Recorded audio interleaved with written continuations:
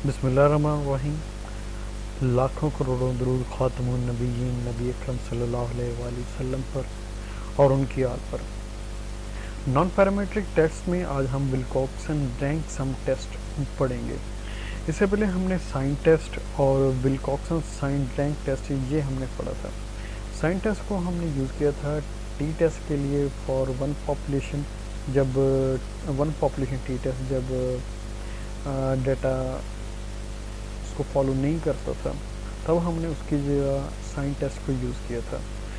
और जब to populations के लिए पेड ऑब्जर्वेशंस के लिए टी टेस्ट अप्लाई नहीं होता था तो उसके लिए हमने पढ़ा था Wilcoxon sign test, Wilcoxon sign rank test for paired observation. ये हमने टू टेस्ट पढ़े थे।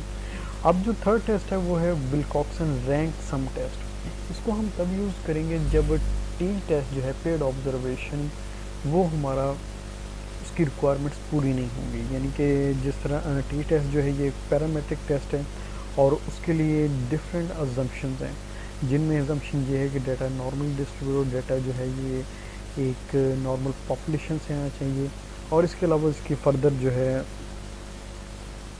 रिक्वायरमेंट्स हैं। लेकिन हम जब टी टेस्ट की रिक्वायरमेंट्स कंप्लीट ना हो, यानी कि एक पैरामेट्रिक टेस्ट उसकी जो एग्जाम्पशन कंप्लीट ना हो, तब हम मूव करते हैं नॉन पैरामेट्रिक की तरफ। तो नॉन पैरामेट्रिक्स में जब ऐसा डेटा हो, जब आपके पास जो टू सैम्पल्स पेड ऑब्जर्वेशंस हों, तो उसकी जगह हमने यूज़ किया था विल्कॉक्सन साइन रैंक टेस्ट। लेकिन जब आपके पास T test for independent sample test हो और उसकी रिक्वायरमेंट्स पूरी ना हो रही हो, तो उसकी जगह हम यूज़ करेंगे विल्कॉक्सन रैंक सम टेस्ट। मतलब ये जो आज हम टेस्ट पढ़ रहे हैं ये इंडिपेंडेंट सैम्पल्स के लिए टेस्ट है। जब दो सैम्पल्स होंगे वो इंडिपेंडेंट होंगे और उनकी वैल्यूज़ इंडिपेंडेंट होंगी, तो हम विल्कॉक्सन रैंक सम टेस्ट ये यूज़ कर सकते हैं। इसमें हमारे पास ये कोई हार्ड एंड फास्ट रूल नहीं है कि दोनों जो हैं सैम्पल्स की जो साइज़ है उनकी वैल्यूज़ जो हैं वो इक्वल होनी चाहिए। चाहे फर्स्ट सैंपल की वैल्यूज़ जो हैं वो कम भी हों दूसरे सैंपल से, तो ये टेस्ट जो है ये एप्लीकेबल है। अच्छा, मोस्टली ये भी एक इस टेस्ट में ये है कि हमारा जो फर्स्ट सैंपल है वो हमारा सेकंड सैंपल से लेस होना चाहिए या उसके इक्वल होना चाहिए। इन अदर वर्ड्स आप ये भी कर सकते हैं कि जो टेस्ट आपका जिसकी वैल्यूज़ कम हो उसको आप पहले लिख लें और दूसरे को आप सेकंड के लिए, यानी कि फ़र्स्ट सैंपल को जिसकी साइज़ कम हो, यानी कि जिसके अंदर वैल्यूज़ कम हो उसको एज ए N1 ले लें, और सेकंड सैंपल जिसकी वैल्यू ज़्यादा हो उसको एज ए N2 सैंपल ले लें। इसका भी मेथड जो है वो साइन टेस्ट की तरह इजी ही है। इसमें यानी कि कोई आपको हार्ड एंड फास्ट कोई आपको कैलकुलेटर की का यूज़ नहीं करना पड़ेगा। सिंपल आप विदाउट कैलकुलेटर भी आप इनको आप कर सकते हैं। इसमें सिंपल ये है कि फ़र्स्ट आपने हाइपोथेसिस बनाना है कि टू पॉपुलेशन जो हैं वो आइडेंटिकल हैं या दोनों पॉपुलेशन का जो मीडियन है वो इक्वल है। ये आपका नल हाइपोथेसिस होगा, या अगर वन टेल टेस्ट है तो उसमें ये भी हो सकता है कि फर्स्ट पॉपुलेशन का जो मीडियन है वो सेकंड से ग्रेटर है या इक्वल है, या फर्स्ट पॉपुलेशन का जो मीडियन है वो सेकंड से लेस है या इक्वल है। इसी तरह उसके ऑल्टरनेटिव्स में आप लिख सकते हैं कि फर्स्ट पॉपुलेशन का जो मीडियन है it is not equal to the second population median, और जो या फिर first population median is less than second population median. ये देखेंगे कि दोनों जो हैं आपके पास सैंपल उसके दरमियान उनकी जो सैंपल साइज़ है वो 10, अगर किसी एक का भी जो है सैंपल साइज़ जो है 10 से ग्रेटर हो गया तो उसके लिए सेकंड मेथड हम यूज़ करेंगे। फर्स्ट मेथड में ये होगा कि जिस तरह अभी मैंने फर्स्ट पॉइंट तो मैंने आपको बता दिया कि हाइपोथेसिस बनेगा। सेकंड में ये है कि अल्फ़ा की वैल्यू आप जो भी होगी वो साइन करेंगे 5%, 2%, 1%, 10%। मोस्टली यहाँ पे जो ली जाती है वैल्यू वो है 5%। थर्ड पे आपने टेस्ट स्टैटिस्टिक यानी कि फार्मूला वो अप्लाई करना है। अच्छा, फार्मूला अप्लाई करना वो बड़ा आसान है। उसमें ये है कि दोनों पॉपुलेशंस की जो वैल्यूज़ हैं उनको आपने एक ही लाइन में या इकट्ठा आपने लिख लेना है, एक ही कॉलम में या रो में। लेकिन वो आपने इस तरह लिखनी है कि उनकी वैल्यूज़ जो हैं अरेंजमेंट में होनी चाहिए, असेंडिंग ऑर्डर, यानी सबसे पहले छोटी वैल्यू, उसके बाद बड़ी वैल्यू, उसके बाद बड़ी वैल्यू। इन सारी वैल्यूज़ को जब आपने अरेंज कर लेना है फिर उनको आपने एक रैंक दे देना है, यानी कि first value is 1, second value is 2, third value is 3, fourth value is 4। इस तरह आपने कंप्लीट रैंक कर देना है वैल्यूज़ को। अब जब रैंक कर लेंगे तो आपने सर्कल कर लेना है या लाइन लगा लेनी है उन वैल्यूज़ को जो फर्स्ट पॉपुलेशन में से ली गई थी। फर्स्ट पॉपुलेशन से जो वैल्यू ली गई थी उनको आपने सर्कल कर लेना है एंड साइड पर उन सबको आर से नोट करना है, कैपिटल आर से, और उनका सम ले लेना है आर के इक्वल। इस आर को हम कहते हैं R is the rank sum statistic. ये हमारा टेस्ट स्टैटिस्टिक होता है।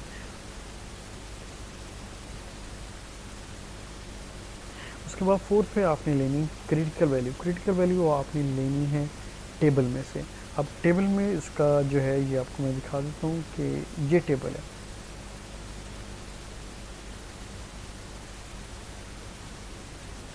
अच्छा, इसको आप अपनी बुक्स पे भी देख सकते हैं, आपकी बुक पे भी गिवन है, शेर मोहम्मद चौधरी बुक पार्ट 2 में। अच्छा, यहाँ पर ये एक है, एक साइड पर है N1, दूसरी साइड पर है N2, यानी फर्स्ट सैम्पल साइज और दूसरा सैम्पल साइज। इन दोनों को अपने वैल्यूज़ को आपने कंपेयर करना है।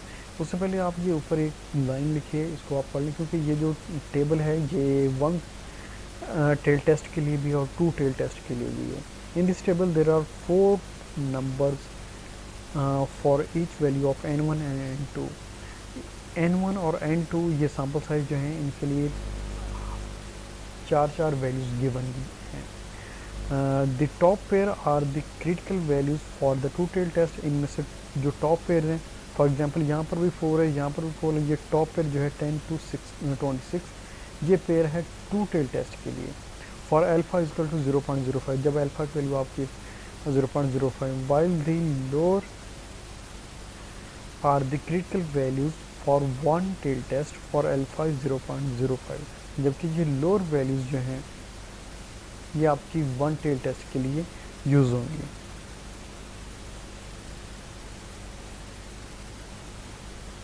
यहाँ पर लोअर वैल्यू है 11 to 25, ये 1 टेल टेस्ट के लिए, और ऊपर वाली वैल्यूज़ जो हैं ये 2 टेल टेस्ट। इसी तरह हर बॉक्स के अंदर जो ऊपर वाली वैल्यूज़ होंगी ये 2 टेल टेस्ट के लिए यूज़ होंगी, और जो नीचे वाली वैल्यूज़ हैं ये 1 टेल टेस्ट के लिए यूज़ होंगी।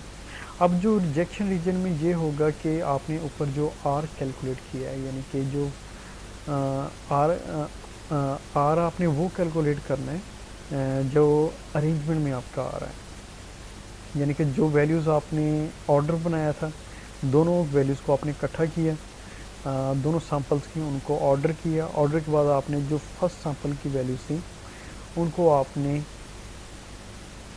सर्कल किया, उनको सर्कल करने के बाद उनको सम करना है, यानी कि फॉर एग्जांपल वो वैल्यूज़ आ गई हैं, सम आ गया जी 20। अब 20 को आपने देखना है क्या ये इस टेबल के अंदर जो आपका ये इंटरवल है उसके अंदर फॉल कर रही है कि नहीं। अगर वो फॉल कर रही है देन आप कहेंगे जी H0 को हम रिजेक्ट नहीं करेंगे।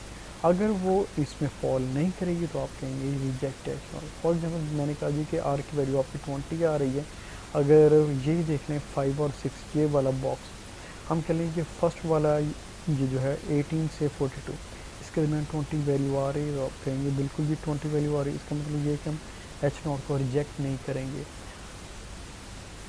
इसके दरमियान में आपका एक्सेप्टेंस रीजन है, और इसके बियॉन्ड जो है उसके बाहर जो है ये आपका रिजेक्शन रीजन है। अगर वैल्यू इसके दरमियान में आ रही है या इनके इक्वल आ रही है तो वो एक्सेप्ट हो रही है, अदरवाइज हम उसको रिजेक्ट करेंगे। अच्छा, जब आपने एक और चीज़ है, जब आपने रैंकिंग करनी है वैल्यूज़ की तो पॉसिबल है कि 2 वैल्यूज़ आपके पास सेम आ जाएँ।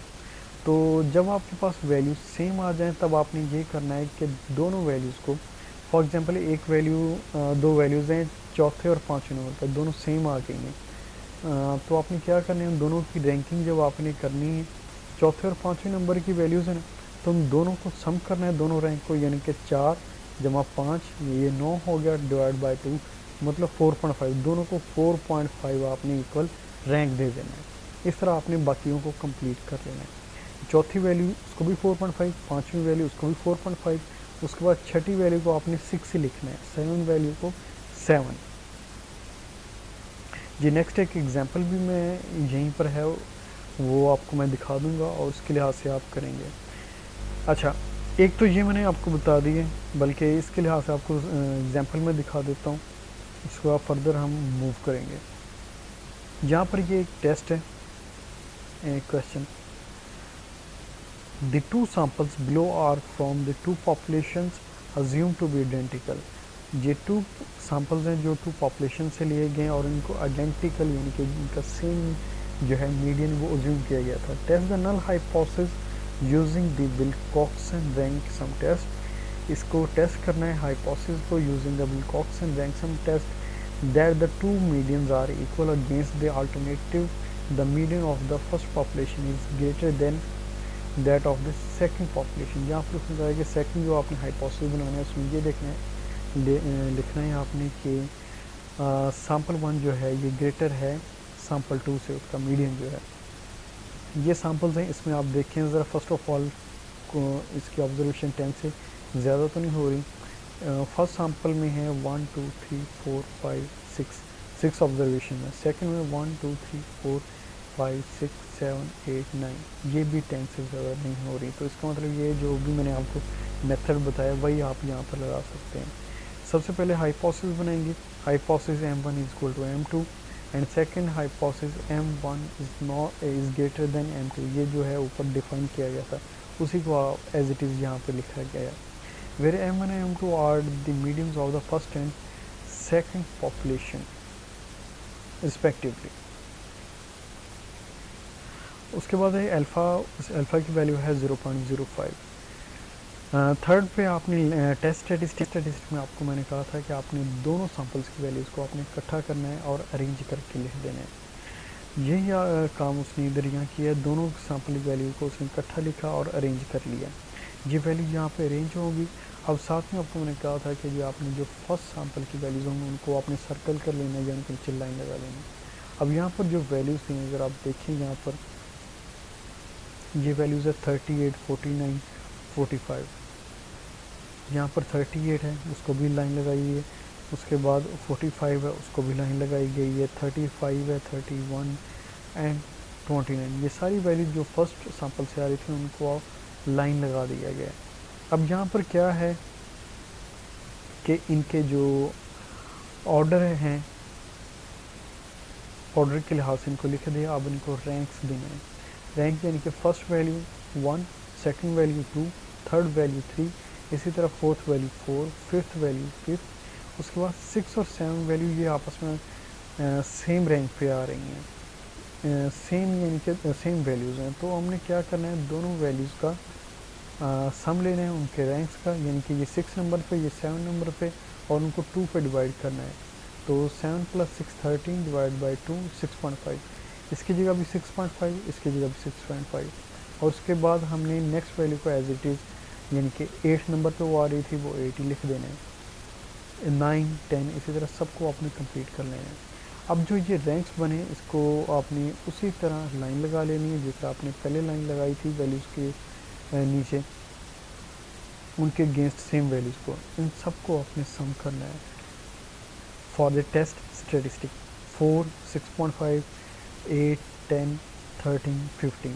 इन सबको जब सम किया तो this will be equal to 56.5। अब नेक्स्ट जो पॉइंट है वो है इसकी क्रिटिकल वैल्यू को साइन करना। क्रिटिकल वैल्यू क्या है, अब जो है फर्स्ट सैम्पल वो है 6 और सेकंड है 9।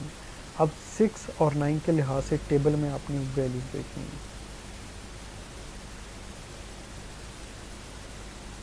ओके, यहाँ पर 6 सैम्पल 1 और दूसरा सैम्पल है 9, ये 6 और ये 9, ठीक है।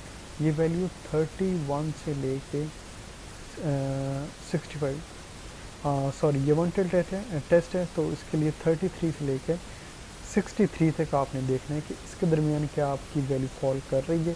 अगर तो फॉल कर रही है then accept H0, otherwise reject H0। हमारी वैल्यू थी 56.5 आई थिंक, तो 56.5 इसके दरमियान लाई कर रही है। तो इसका मतलब ये है कि हम डू नॉट रिजेक्ट H0 करेंगे।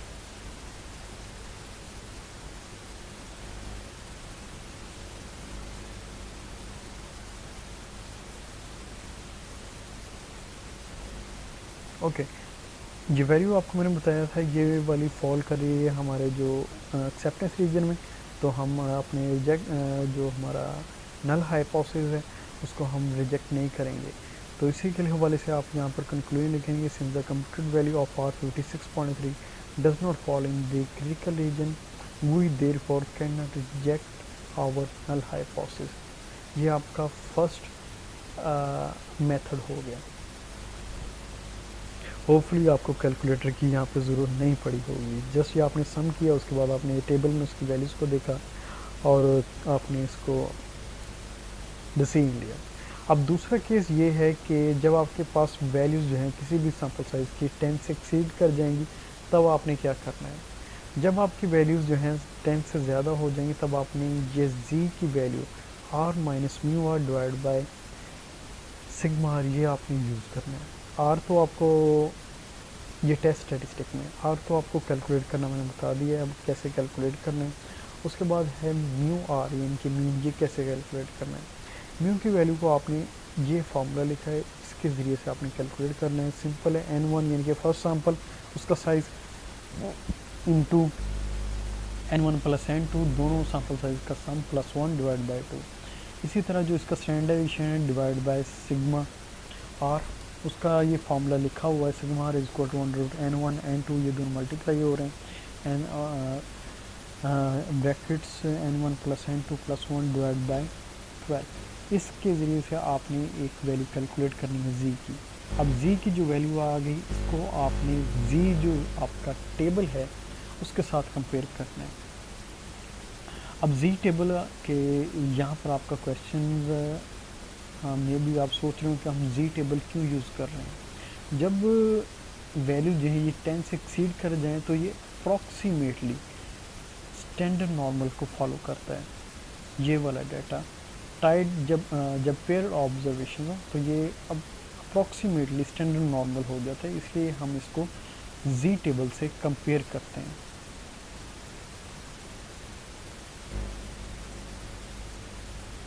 इसके लिए ये सेकंड एग्जांपल भी है 24.4 आई थिंक 24.6। यहाँ पर ये 2 सैम्पल्स गिवन, जिनके सैम्पल 1 है सैम्पल 2 और उनके दरमियान जो है पेड इंडिपेंडेंट सैम्पल हैं, इनके मीडियन जो है उनको हमें कैलकुलेट करना है, उसके हाइपोथेसिस को कि दोनों इक्वल हैं या इक्वल नहीं है। तो फर्स्ट आपने हाइपोथेसिस बनाना है m1 is equal to m2 and alternative hypothesis m1 not equal to m2। Same है, सेकंड में भी आपने लेवल ऑफ सिग्निफिकेंस अल्फ़ा की वैल्यू एंड थर्ड स्टेप, क्योंकि यहाँ पर जो है आपकी वैल्यू जो है ये 10 से एक्सीड कर रही हैं, 10 से ज़्यादा हो रही, तो इस वजह से हमने सेकंड जो है मेथड जो है z वाला वो आपने कैलकुलेट करना है। सबसे पहले r की वैल्यू को आपने कैलकुलेट करने के लिए सारे डेटा को एक ही लाइन में लिख लेना है और आपने लाइन लगा देनी है जो आपकी उन वैल्यूज़ के ऊपर जो आपकी पॉपुलेशन 1 या सैम्पल 1 से आई हैं, इनको आपने लाइन लगा लेनी है। इसके अगेंस्ट आपने अगेन जो है वो आपने ऑर्डर बनाना है, यानी कि फर्स्ट वैल्यू के आगे फर्स्ट, सेकंड के लिए सेकंड, थर्ड के लिए थर्ड, इसी तरह आपने सारी वैल्यूज़ के आगे वही वैल्यूज़ आपने लिख देनी है, उनका ऑर्डर बना लेना है, रैंकिंग कर लेनी है। अब जो फर्स्ट सैम्पल में से आई हैं उनमें से आपने उनके नीचे लाइन लगा लेनी है और उनको बाद में आपने सम कर लेना है, जिस तरह आपने मेथड 1 में किया है सेम एज इट इज़ वही है। अब यहाँ पर r की वैल्यू आ गई 142.5। अब इसमें से इसको आपने पुट करना है z के फॉर्मूला में। अब z में यहाँ पर आप 142.5 लिखेंगे माइनस म्यू आर। अब म्यू का फार्मूला जो आपको पहले दिया था वो आपने लिख लेना है, उसी के वाले से ये उसने फार्मूला लगाया। n1 का साइज़ था 12 और n2 थी 15 वैल्यूज़, इन दोनों को कैलकुलेट किया तो 168 वैल्यू और सिग्मा आर में अगर फार्मूले में वैल्यूज़ को पुट किया तो ये वैल्यू आई 20.49। ये तीनों वैल्यूज़ को z के फार्मूला में पुट किया तो ये वैल्यू आई -1.24। उसके नेक्स्ट स्टेप में क्रिटिकल रीजन था, critical region same as it is z value is greater and equal to calculated value. अगर z टेबलेटेड वैल्यू से ग्रेटर है तो हम रिजेक्ट h0 करेंगे, otherwise do not reject h0। अब यहाँ पर z कैलकुलेटेड वैल्यू आपके पास ये ऊपर है -1.24। जब यहाँ पर इसको वैल्यूज़ को पुट करेंगे तो माइनस ख़त्म हो जाएगा, ये 1.24। अगर 1.24 वैल्यू जो है 5% के लिहाज से ये 1.96 वैल्यू जो है ये जी टेबल से ली गई है। अगर आपकी कैलकुलेटेड वैल्यू से ग्रेटर है तो अब आप रिजेक्ट कर दें, अदरवाइज डू नॉट रिजेक्ट। तो क्लियरली हम देख सकते हैं कि 1.24 इज़ नॉट ग्रेटर देन 1.96, तो हम डू नॉट रिजेक्ट एज को एच नॉट करेंगे। Since the computed value Z 1.24 does not fall in the critical region, we therefore can not reject our null hypothesis of equal medium. Hopefully कोई मुश्किल चीज़ इसमें थी नहीं। अगर स्टिल आपको कोई कन्फ्यूजन है तो आप पूछ सकते हैं। इसको आप एक दफ़ा अपनी तरफ से भी रीड आउट कर लीजिएगा, क्योंकि मोस्टली चीज़ें इसको मैं उर्दू में ही आपको एक्सप्लेन की, इंग्लिश में भी आपको कोई ऐसा पॉइंट जो मुझसे मिसिंग हो गया वो आपको ये यहाँ पर देखने के लिए, पढ़ने के लिए मे भी आपको मिल जाए।